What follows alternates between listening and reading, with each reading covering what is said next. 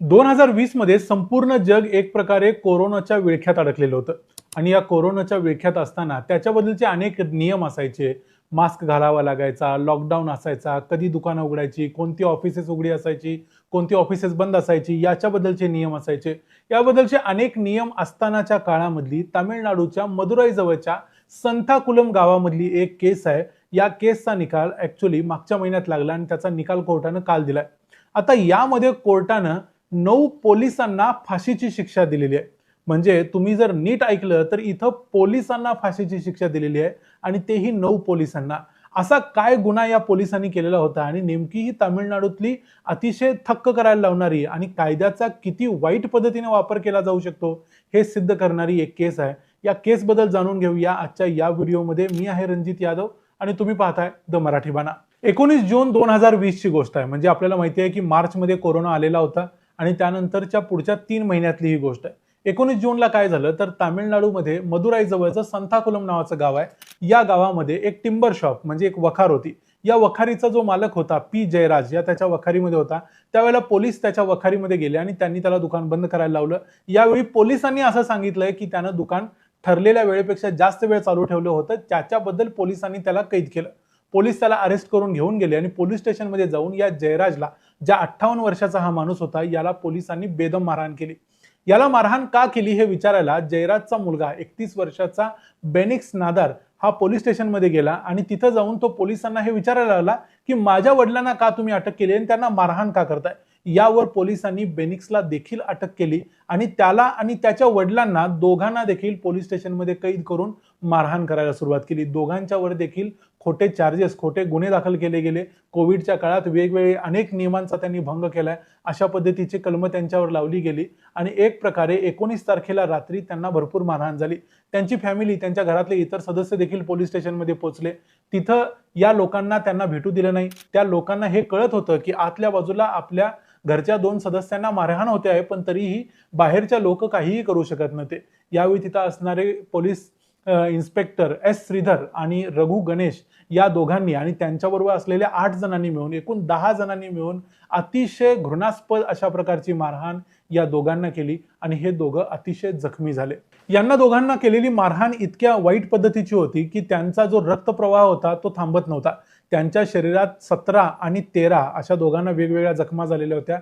त्यातून मोठ्या प्रमाणावर रक्तप्रवाह होत होता आणि यामध्ये त्यांचे कपडे जवळजवळ 6 वेळा बदलण्यात आले. त्यांच्या घरच्यांना मुद्दाम काळ्या रंगाच्या लुंग्या आणायला सांगितल्या जेणेकरून त्या रुंग्यामधून रक्त दिसणार नाही आणि अशा पद्धतीनं मारहाण करून झाल्यानंतर त्यांना पोलीस स्टेशनमधून मॅजिस्ट्रेटच्या समोर उभं करण्यासाठी घेऊन गेले. म्हणजे कोर्टात उभं करावं लागतं 24 तासांच्या आत. तिथं उभं करण्यासाठी गेलेले असताना त्यांना लांबूनच दाखवलं गेलं आणि लांबूनच कोर्टाच्या न्यायाधीशांनी सांगितलं की याला पोलीस कस्टडी देऊन टाका. म्हणजे पोलिसांनी कस्टडीची मागणी अजून देखील केलेली आणि पोलिसांचं म्हणणं असं होतं की पोलिसांशी कसं वागायचं, पोलिसांच्या समोर कसं लायकीत राहायचं हे तुला शिकवतो, असं म्हणूनच पोलीस त्यांना घेऊन गेलेले होते. आणि तिथं जाऊन मॅजिस्ट्रेटनं देखील पोलिसांना जे हवं ते केलं. लांबूनच दोघांना बघितलं आणि सांगितलं यांना पोलीस कस्टडी देऊन टाका.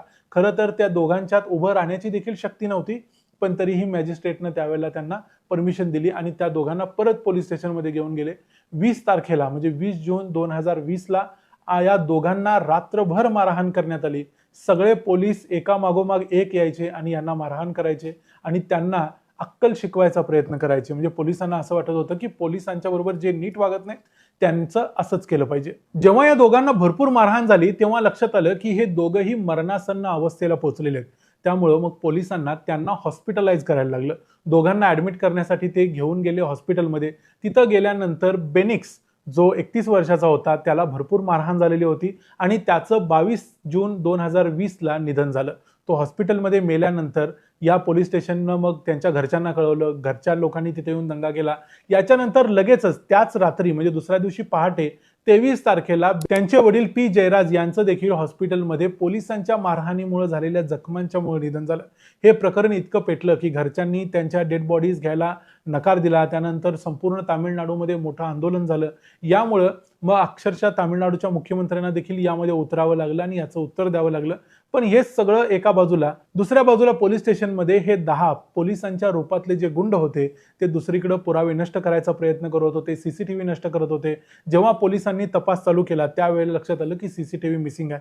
तेव्हा कोर्टानं स्वतःहून हे प्रकरण सुओ मोटो आपल्याकडे घेतलं आणि मदुराईचं जे सर्किट बेंच आहे त्यांनी सांगितलं की ह्या प्रकरणाची तपासणी आता सीबीआयनं केली पाहिजे. म्हणून 28 तारखेला जून महिन्याच्या त्याच वर्षी हे प्रकरण सीबीआयकडे दिलं गेलं आणि सीबीआयनं पुढच्या 3 महिन्यात या प्रकरणाचा तपास केला आणि सीबीआयच्या लक्षात आलं की कोणत्या पद्धतीनं, किती ब्रुटली या 2 पितापुत्रांना या पोलिसांनी मारलेलं होतं. सीबीआयकडे हे प्रकरण आल्यानंतर सीबीआयनं भलेही सीसीटीव्ही मिटवले गेले असतील किंवा छोटे मोठे पुरावे पोलिसांनी नष्ट केले असतील, तरी सीबीआय तिथं आल्यानंतर सीबीआयला जे काही सॅम्पल्स मिळायचे होते ते त्या टॉयलेटमध्ये मिळाले, या पोलिसांच्या काठ्यांवरती मिळाले.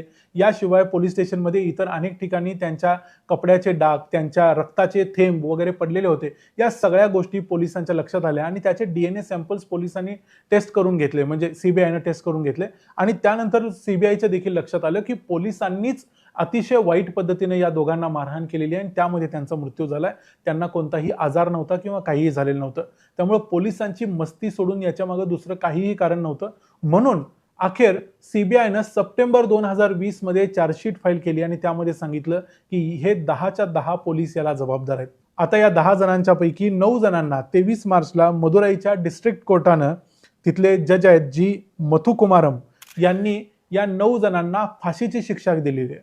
आता या फाशीची शिक्षामध्ये 9 जणांचं कारण नाव असायचं कारण म्हणजे 10वा व्यक्ती कोविडमध्ये ऑगस्ट 2020 मध्येच मेलाय.